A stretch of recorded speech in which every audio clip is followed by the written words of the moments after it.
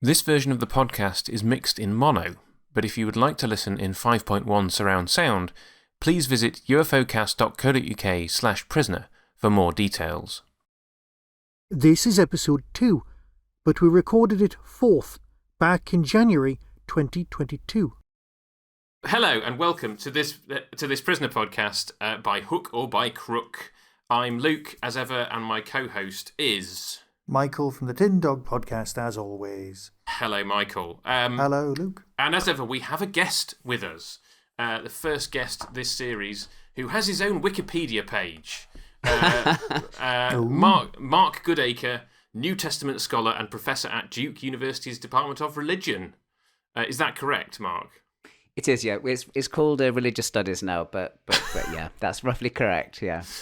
This says he has written extensively on the synoptic problem, that is, the origins of the Gospels of Matthew, Mark, and Luke. He has defended the Farah hypothesis and thus accepts Mark and priority, but rejects Q. Before we get into the prisoner stuff, what is all that about, Mark? Can I just say, I've got A-level religious studies myself, and I know exactly what that is. Yay! I didn't know that. That's great. I certainly do. I've listened to your podcast over the years, Mark, so I think I have a handle on what it is. But for our listeners who are unfamiliar with you and your work, what is that all about?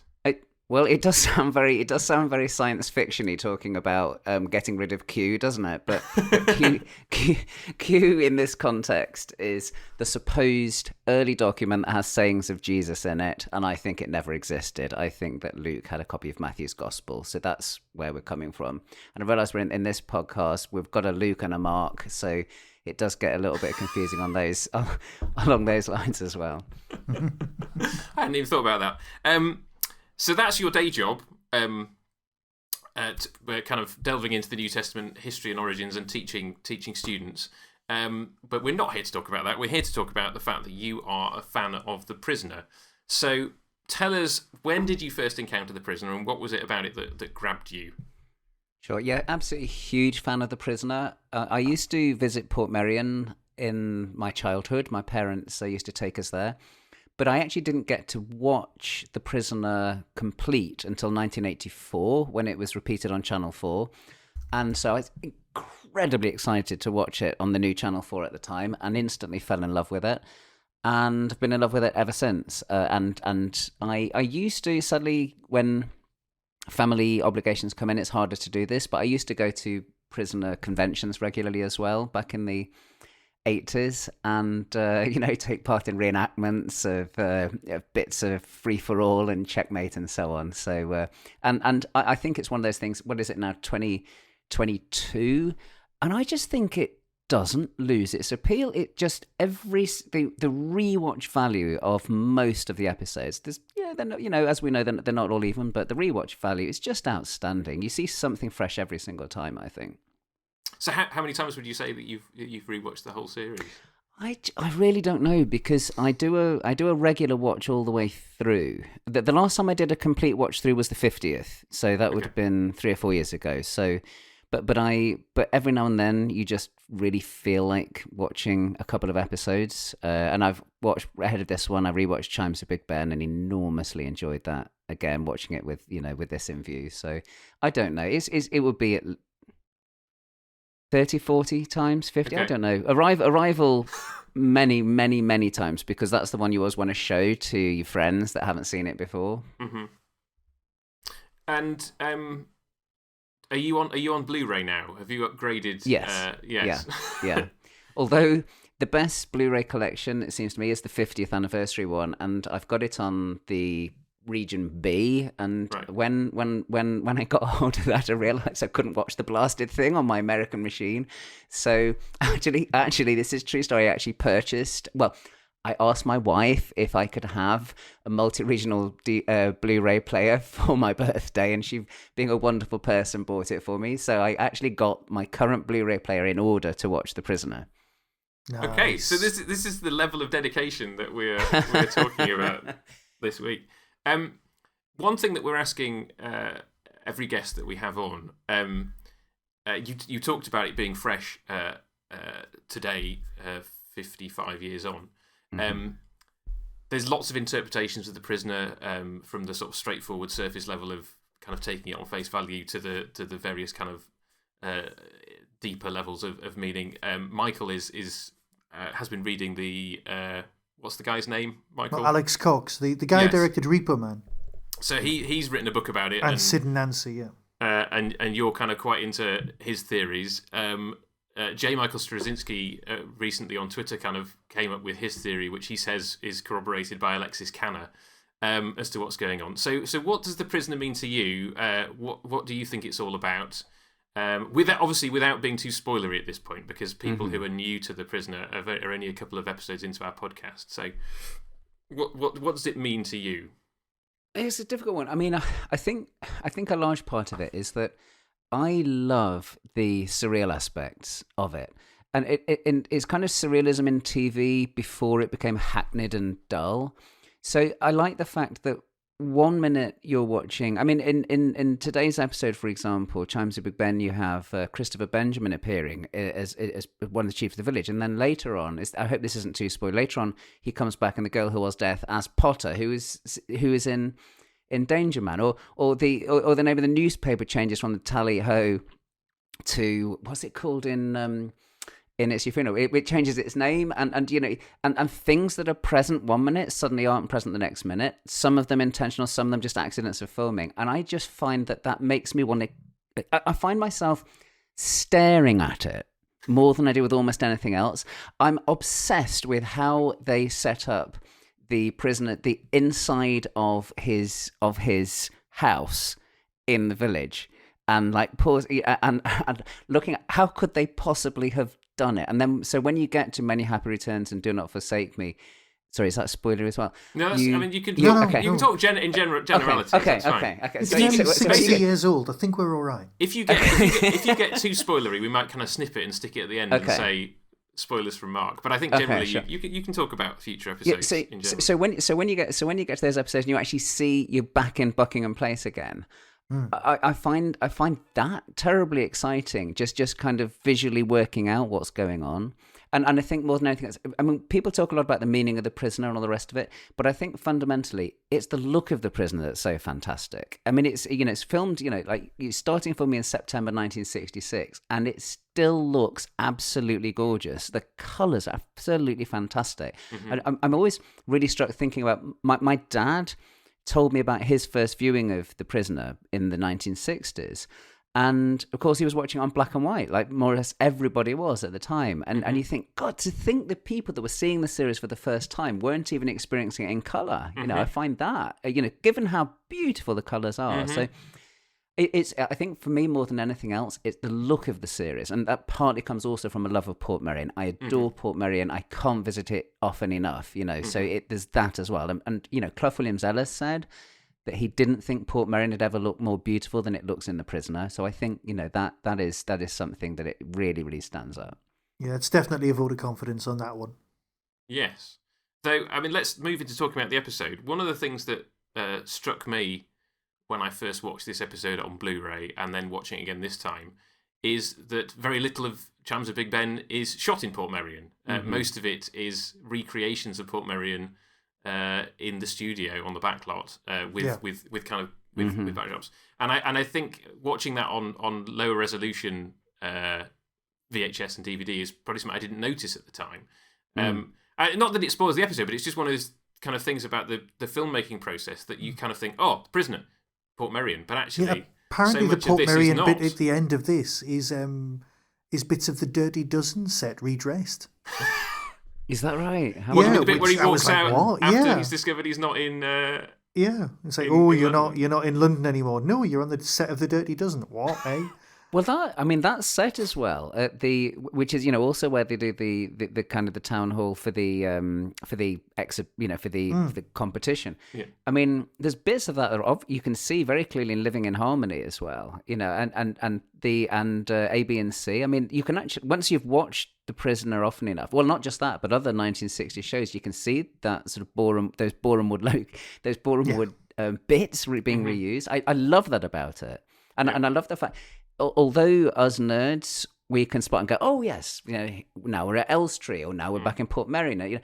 But I mean, actually though, if you didn't have that knowledge, you would just assume that this whole thing was just filmed in, the same. No, I was always did. astonished when I found out how much wasn't filmed in Portmeirion. Yeah, I mean, as a kid watching this for the first time, it was all seamless, and I had no idea that it wasn't all shot on location. So I don't say that to detract from the episode. I just think it's a marvel of the filmmaking. So why this episode, Mark? Of all the episodes that you could have chosen that were available to you when you were picking to come on, why the Chimes of Big Ben? Couple of reasons. First one is that I have a vague memory of being 10 years old and my parents dragging me out of bed to watch it because we'd been to Portmeirion for the first time in 1975. And I know that Prisoner was rerun late at night on ITV in 77. And I have a memory of my parents going, look. And me sort of seeing, because when I finally watched Chimes of Big Ben in 84, I had a massive deja vu when you get the grand denouement, which I adore, where he opens the cupboard and there's the tape recorder, fantastic. So that's part of it. It's sort of my earliest memory of The Prisoner, that moment. Second reason is, I was very lucky in 1986 when I was at the Prisoner convention, the 6 of 1 convention in Portmeirion, that the alternative version of Chimes of Big Ben had been brought over by Bruce Clark, who was the American coordinator of 6 of 1 at the time. And I was staying with my brother, Jonathan, in the Chantry, because basically it was a cheap way of being able to be there. And there were a bunch of other people there, including Bruce Clark. And he actually literally had the reel in his hands. And a guy called Larry Hall, who was one of the coordinators at the time, he got an old projector, brought it into the Chantry, and they put the thing on in the room and projected it against the wall. And so I'm seeing this amazing alternative version with the original titles, Wilfred Joseph's titles and everything, and seeing this, like, the new scene which we'd not seen before with the triquetrum and all this. And that was just so. It was one of those heart-poundingly exciting things. So I can't now watch Chimes of Big Ben without also thinking about that experience. So I think, but also aside from all of those, I adore this episode. I think it's a fabulous episode, and if I just one reason for that is I adore Leo McKern. I think he is he is such a fabulous number 2. I mean, and his relationship with number 6 in this episode, just gorgeous. No, McKern's brilliant in this. You can see why Pat went, you're the number 2 we'll keep coming back to. Yeah.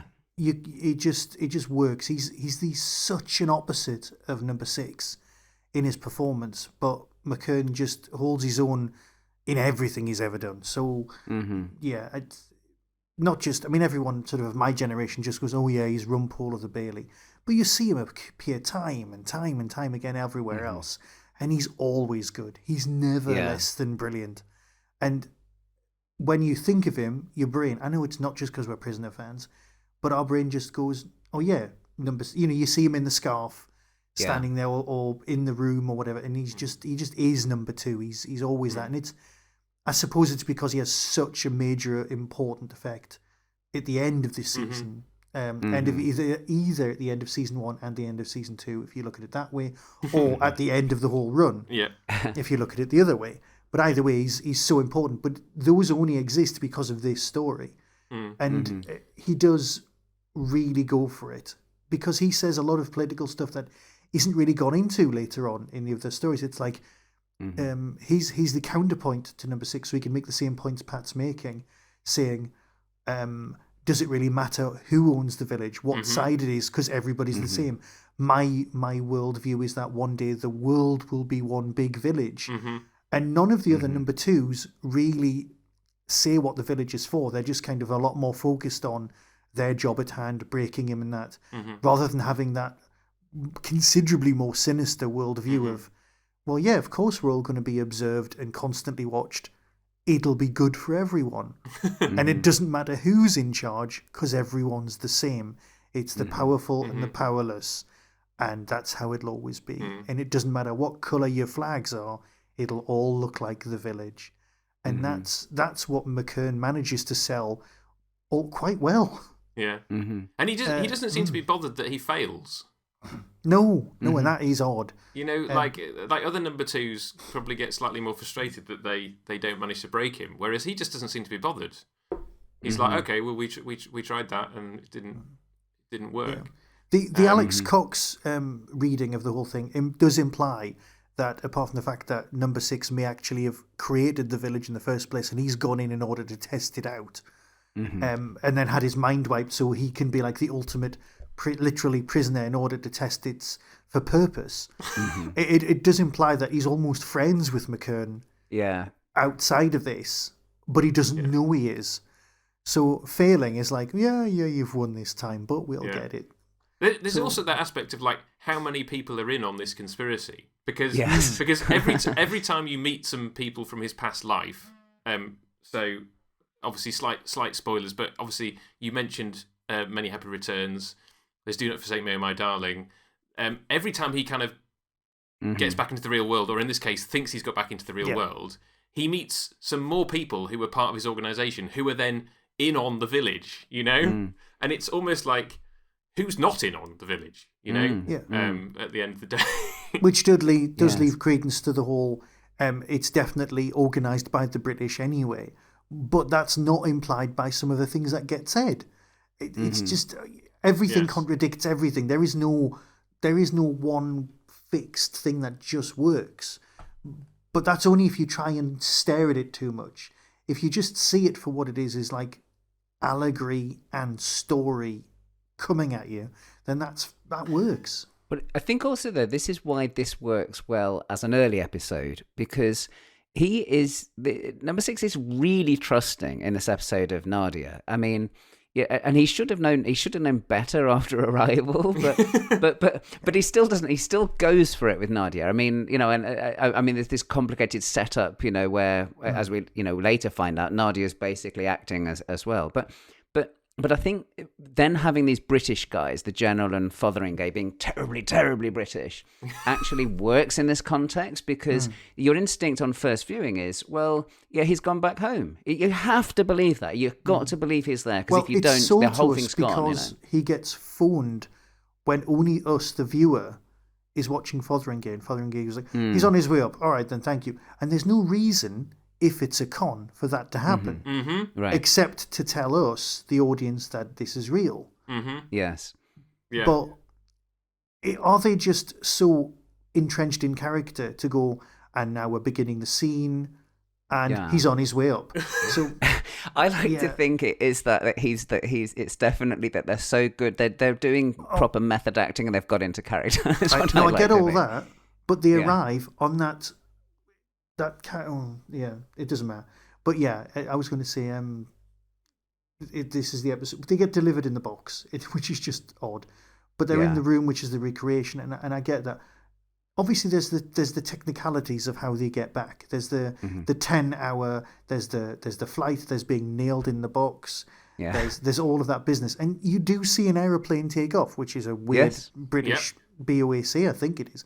But you see it take off and land. So obviously, it's not like Mission Impossible, where they have someone holed up in a big warehouse on a mock-up ship and pretending. But that's the closest that this is, because they're tricking him into thinking that. But they actually do go on a boat, and they do go on an aeroplane. Yeah. Or do they? Yeah, they do. So it's the opposite of Mission Impossible, where they're not fooling someone. They're actually doing the reality thing.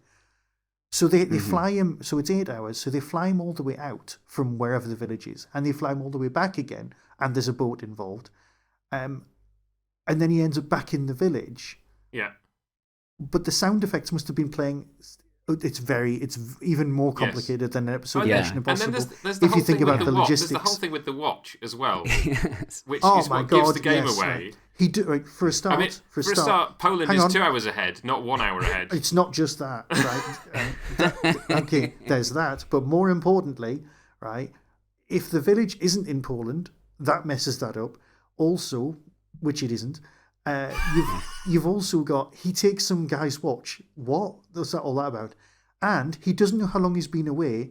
What about British summertime and Greenwich Mean Time? Like, it's an hour out. Yes, it is. The clocks went back last week. Okay, then. It's like, because you've been away for X number of months, but you don't know how long you've been away. for me, right, sorry, going back a bit, I don't think this works as an episode 2 because it's so similar in respects to episode 1 of he's introduced to the village and they're trying to... He feels like he's been at the village much longer than just one episode because he's so entrenched in dealing with number 2 and he's very congealed. I would have had this a few episodes in, 3 or 4, if it was me doing a run. I think that's... I know what you meant. I was thinking when I was rewatching this earlier that I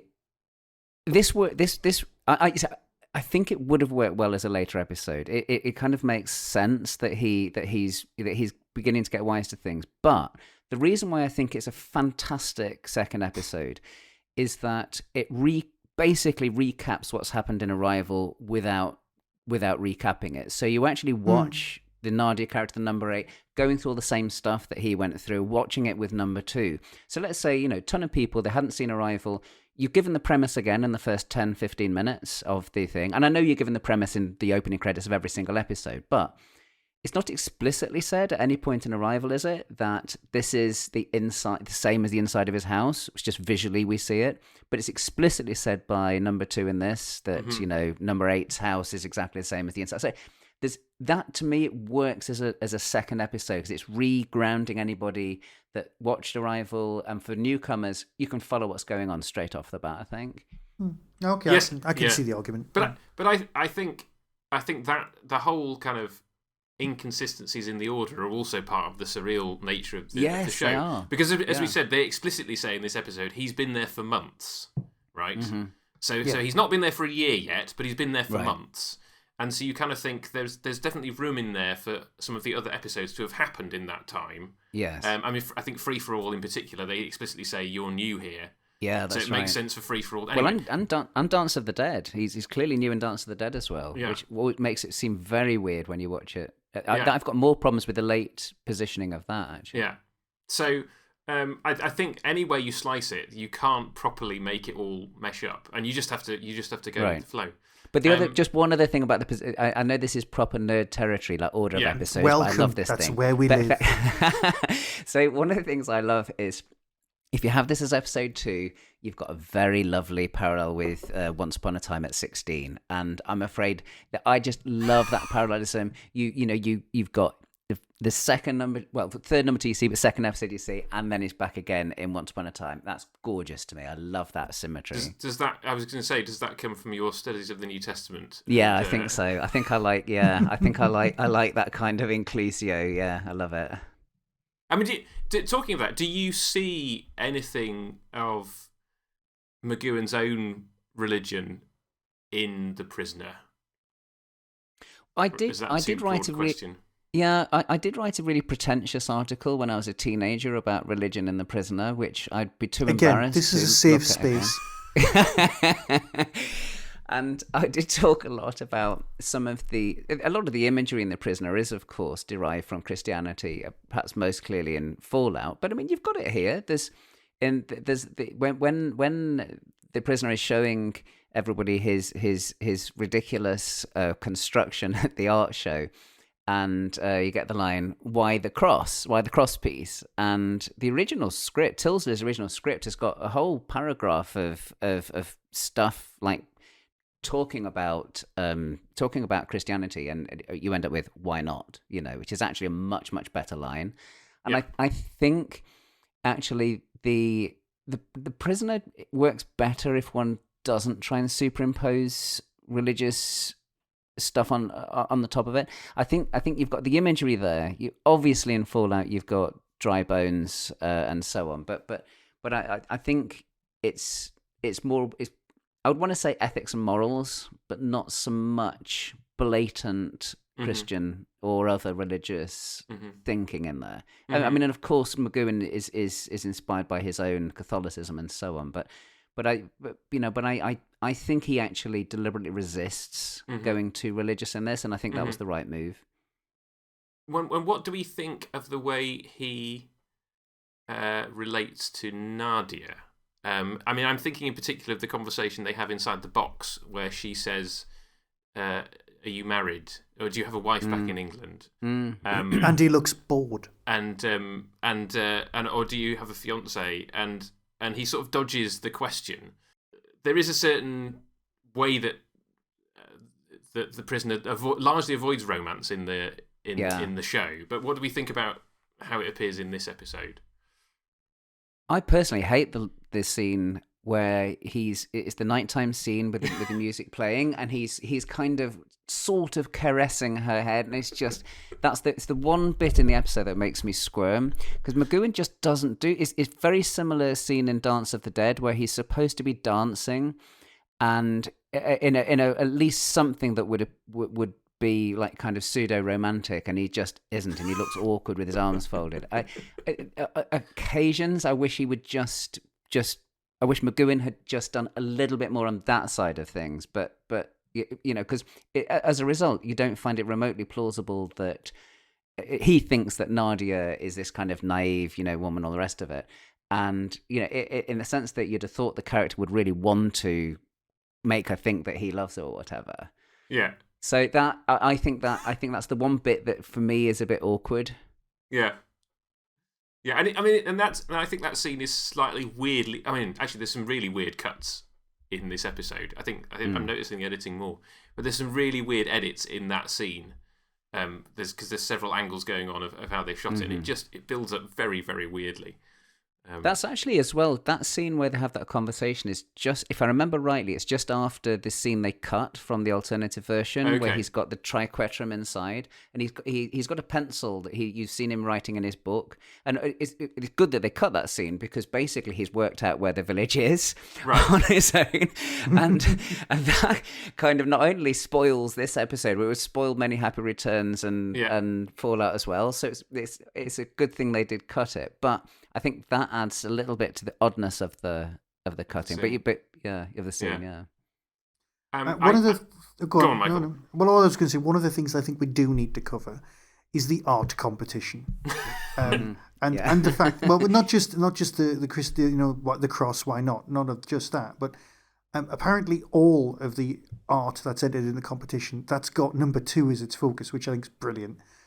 Was all done by one person, because I always assumed it was all done by the different parts of the crew, some kids, whatever, and they just brought them all in. Yeah. But according to Alex Cox's research, like everything was done by the one art designer, which is just that's a lot of work. That's a hell of a one night. I mean, I don't know if that's true, but the thing that does need to be mentioned is the fact that he manages to build a boat bigger than a tree out of a piece of tree by hollowing out a tree. Which I think that's not quite how wood works. Also, he's making it out of a tree he's just felled, and it's not it doesn't dry out. I'm just being pedantic. I love that he chops the tree down, and then the tree falls down in a piece of stock footage, and then it's back to the tree with him.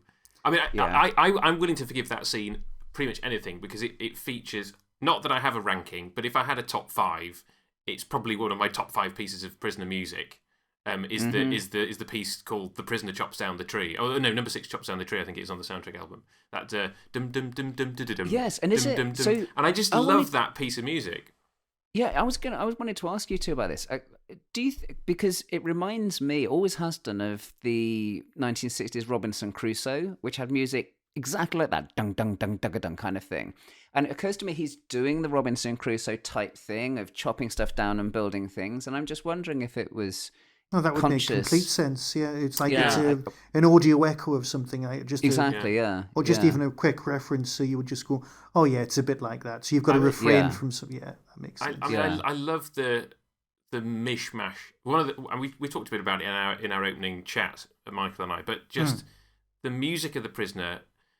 You referred to Wilfred Joseph's, who was the second person to have a go at the theme. Yeah. And obviously his theme isn't used, but there's bits of his music in this episode. You've then got Ron Grainer gets to do his theme, and then you have Albert Elms comes on to be the composer for the whole series, but also you then have all these library tracks. So the chopping down the tree one is just one of these library tracks that they picked out of Warner Chappell's library to kind of score it. And I love all those different bits and bobs, and how I think it's Eric Mivell, or Mival, I don't know how you pronounce his name, who kind of brings it all together. No, I so agree with that. And the thing is, I actually really love that Wilfred Joseph's music. I mean, you can.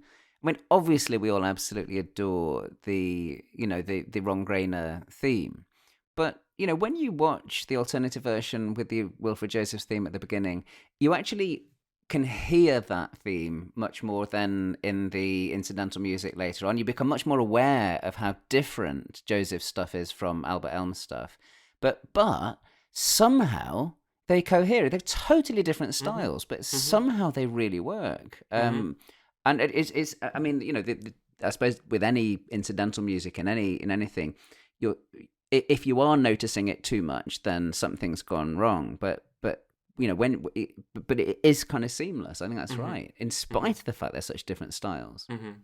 You can't not notice the music though, because this, and I know it's because it's descended from Danger Man in its family tree at least. You've got a lot. The visual stuff's happening, and there's not as much audio. There's not as much chat as you would get in a different program. So you are aware of the music because there's nothing else there audibly, because you're watching the program happen. There's huge sections where he's making the art, and that just happens, and that works. So yeah, you're aware of the music as the character, but obviously with having the different juxtapositions of the styles of music, that helps with the juxtaposition of the imagery you've got with the old and new, actually in the village or in the prisoner throughout. So that's probably why it works, because you've got so much that doesn't fit. So stuff that doesn't fit fits. Wow. Well, and it does. I mean, it does reflect something that is extremely odd about the whole setup of the prisoner, which is obviously Portmeirion and so on. It looks kind of amazing and light-hearted, and and Portmeirion is like, Clough Mazelli said it was like a kind of Gilbert and Sullivan kind of opera. It's supposed to be fun, So you've got that fun coming out in things like Pop Goes the Weasel and all the rest of it. But at the same time, it's dark and it's tense, and it's playing with your mind, and that's where some of that screechy Wilfred Joseph type music comes in. So I suppose the incidental music as well, especially in this episode where you've got a lot more of the Wilfred Josephs than you get later on. I think it does actually speak to something about what we're actually seeing, which is, a facade of isn't everything wonderful, but actually the underlying, this is a nightmare that we're looking at. Yeah, I suppose the heart of that nightmare is the scene where they play act torturing her with the whole "can you get to the door" thing, which obviously when you watch it for the first time and you don't know that she's in on the whole thing is quite horrible, really. And you see it a bit in Arrival, where they're kind of showing him around all the different things, and they're seeing all these different people and all their therapies that they're getting. But that is the moment where Number 6 agrees to not collaborate, but try and fit in more. Yes, exactly, and it's that kind of thing, this sort of humanity of him. He's like, I don't want to see her suffer, and I'm willing to give you something. And obviously he then kind of reels it back and he goes, I'll try and do you a bit of art, and it's kind of driving his bargain. But it is the fact that on one level he's quite a sort of an aloof character, but actually moments like that make you realise that actually he does care about people. He does care about what's happening to the prisoners, although he's obviously constantly trying to work out.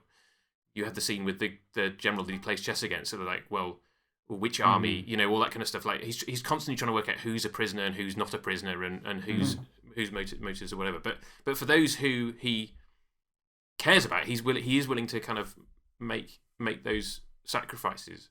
Along the same line, I love the prisoner's humour in this episode. And of course, it's explicit because Leo McKern's number 2 actually has to add it to his file, the sense of humour. But the lot of lines are genuinely funny. I think the building I'll build you a handle for this door is a great line because it's and the thing is, he is a funny character when he wants to be. Hammer into when Hammer into Anvil, one of my favourite episodes. It is a laugh out loud funny episode. I mean, to do Patacake Baker's man as the message. I mean, it's really so. Occasionally, you break through the anger and the stress, and you see that he is a genuinely funny, warm-hearted man. But in general, in The Prisoner, they're pretty good at keeping that on the down low. Because if it was too much of that, you would say, "Well, hold on a minute. He's supposed to be, suffering through all this, anxiety and everything." Yeah, and I think going back to what we were saying about Liam McKern, a lot of that is the performance bouncing off each other. That actually, yes, I think you were right. It's there in the script, but I suspect that there's an element of McGowan's performance, the sort of lighter side of McGowan's performance, that comes off the fact that he's playing off McKern, who, like I said earlier, seems to not be that bothered. He doesn't seem to be taking it all that seriously, whilst obviously underneath there is a sort of steel to McKern's number 2, that he is kind of taking it seriously. But it does allow him... And I love the bit where he puts the speaker in the fridge. Yes. And then obviously the bit where he later brings it outside to kind of use it to mask their conversation. He's like, I'm going to... I hate this. I hate the fact that there's this speaker in my house that's kind of giving me all these messages, but I'm going to use it against you, or I'm going to hide it. And it shows that kind of... that humorous kind of fighting back against the system that he's doing. Very much so. Very much so. At this point, our conversation turned towards the location of the village, and we ended up discussing future episodes that bear upon that question as well. So for the sake of people who are new to The Prisoner as they listen along with this podcast, we've moved that to a spoiler section at the end of the show. Anyway, back to our conversation. I would like to point my learned colleagues towards the Big Finish version of The Prisoner at this point.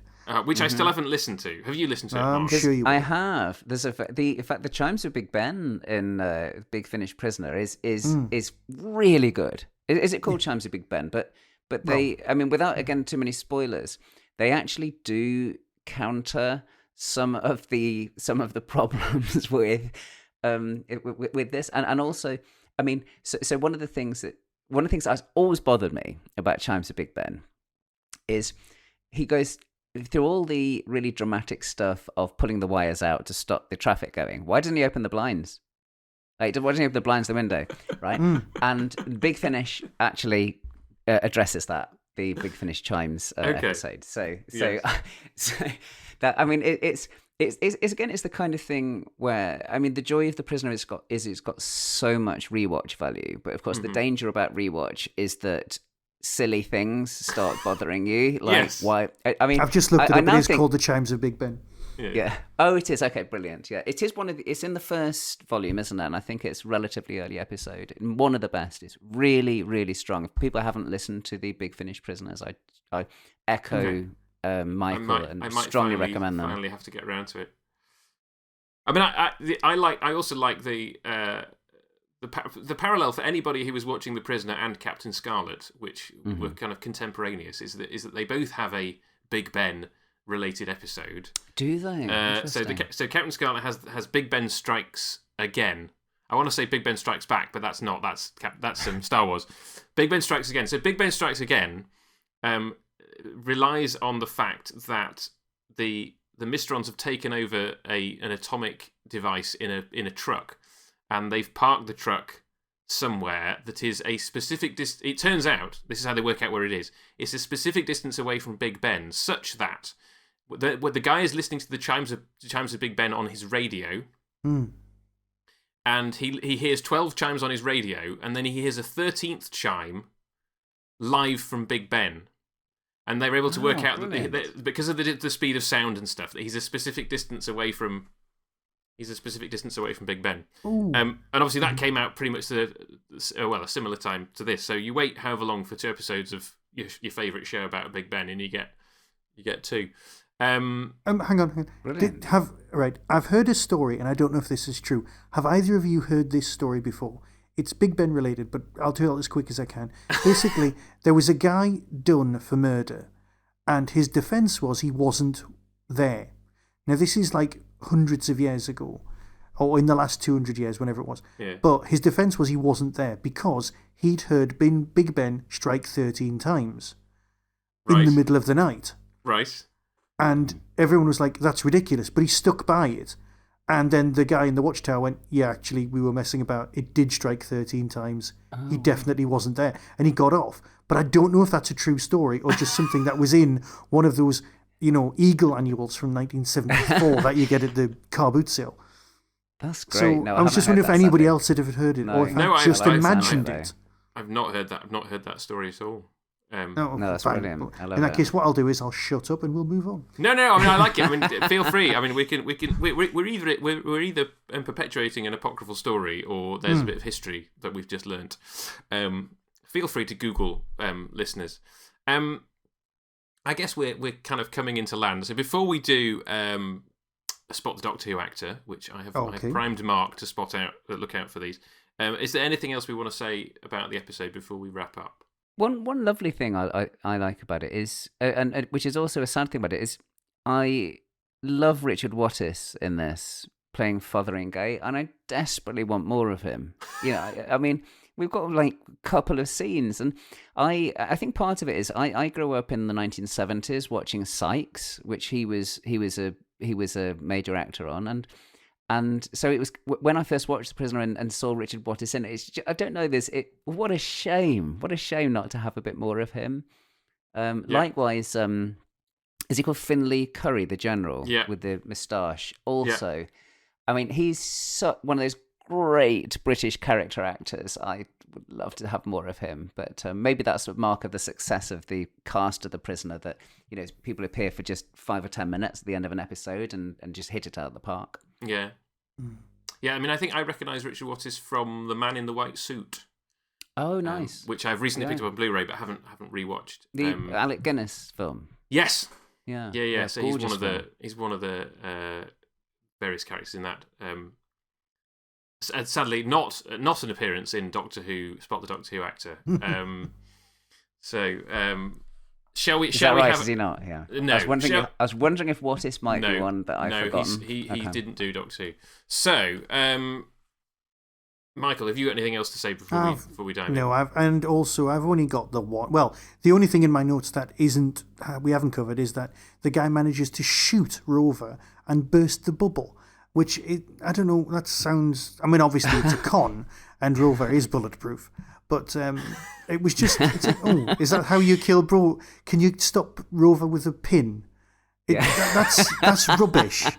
Right. Yeah. I mean, in the Simpsons episode, you can stop Rover with a pin, can't you? Yes. Yeah. But that's the only thing in my notes. So I've got one Doctor Who actor, and then that's it. Okay, well, we'll go to you first, Michael, given that you don't often spot these. So who did you spot?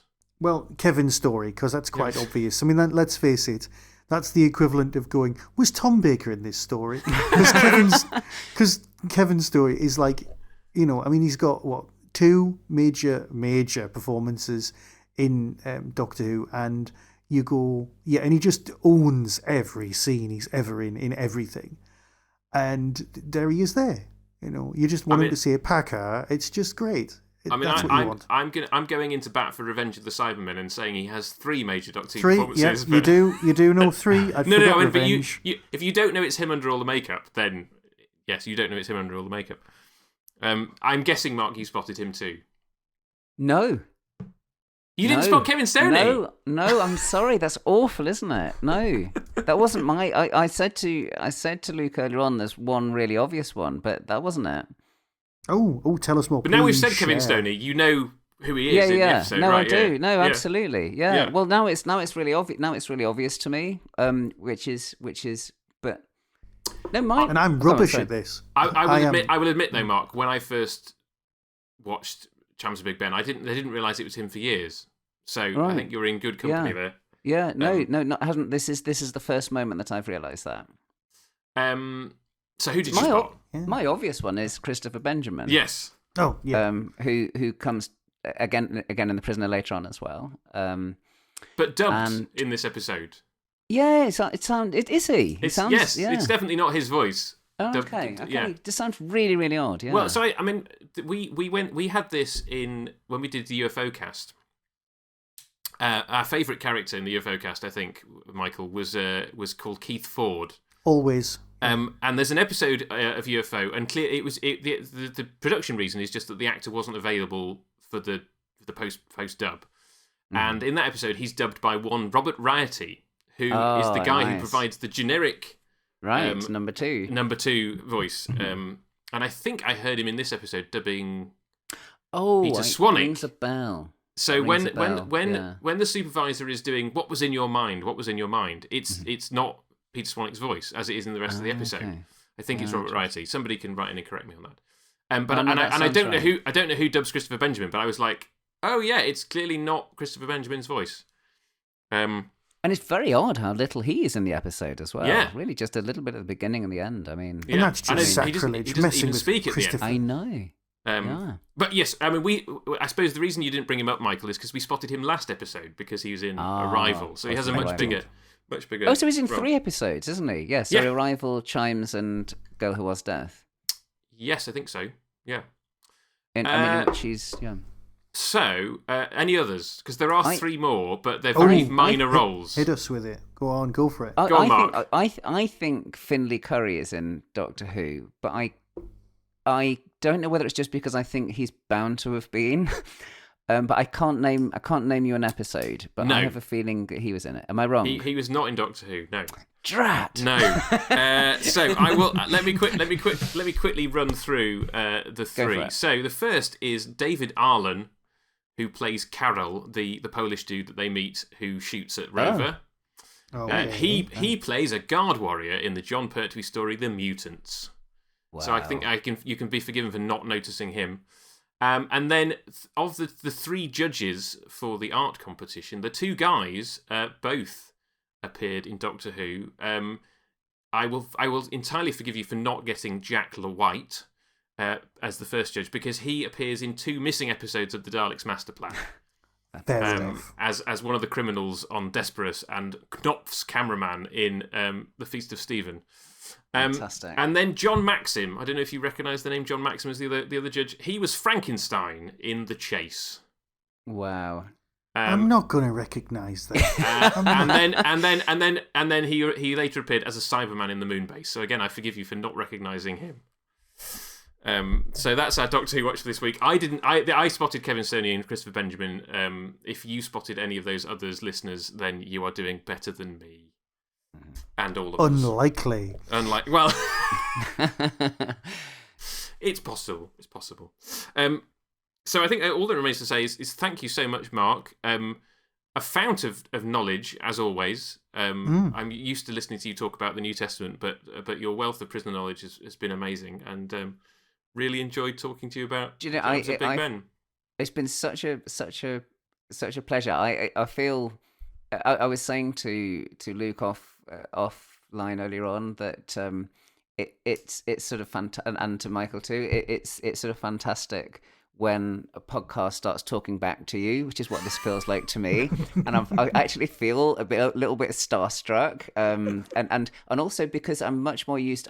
You get to see Luke in the days of Tumudwup and that, but you don't. At least often don't get to see Michael, so it's quite exciting seeing the lips move while the familiar voice comes out. It's very exciting. I can't, I just want to share with listeners what a exciting experience this is. God bless you, Chief. And congratulations on doing such a wonderful project as this Prisoner podcast. I can't wait to hear what you have to say about all the other episodes. It'd be great fun. Cool. Thank you. And before we go, where can people find you online? Oh, gosh. Twitter, I'm just Goodacre, Goodacre. That's probably the easiest place. Or I'm at markgoodacre.org. Cool. And it just remains to well, Michael has been signing off in this way for years, so I will leave the final word to you, Michael. Be seeing you. And now for the spoilery bit. So where is the village? Yeah. Because in this episode, we are told that it is in Lithuania, 30 miles from the Polish border, and when they do get out, because obviously. Wherever they are, they do. He obviously is fully conscious of the fact they've sailed 30 miles, and they meet this dude who is supposedly Polish. I can say, from my knowledge of Russian, that they do sound like Poles speaking Russian when they have their conversation in Russian.